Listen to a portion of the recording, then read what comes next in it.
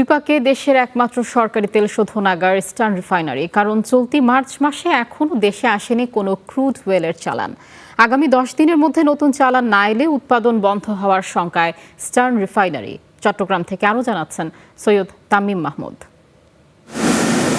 বছরে বাংলাদেশে অক্টেনের চাহিদা 8 লাখ মেট্রিক টন, যার অর্ধেকেরও বেশি মেটানো হয় আমদানির মাধ্যমে।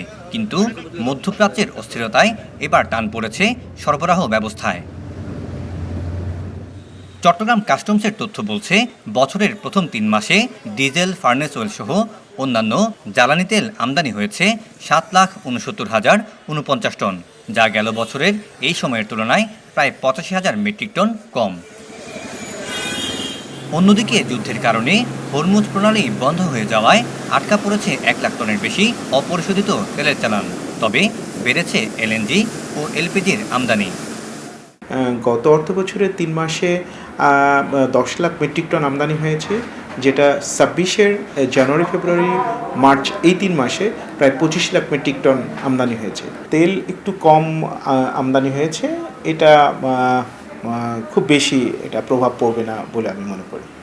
এদিকে শোধনাগারের মজুদ যখন শেষ প্রান্তে, তখন স্বস্তি ফেরাতে বিপিসি বেছে নিয়েছে বিকল্প উৎস।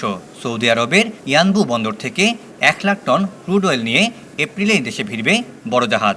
এছাড়াও এপ্রিলের 6 তারিখ সিঙ্গাপুর থেকে 25,000 টন অক্টেন নিয়ে আসবে আরও একটি জাহাজ। শুধু তাই নয়, 31 মার্চের মধ্যে সিঙ্গাপুর থেকে আসছে 54,000 টন ডিজেল ও 22,000 টন জেট ফুয়েল।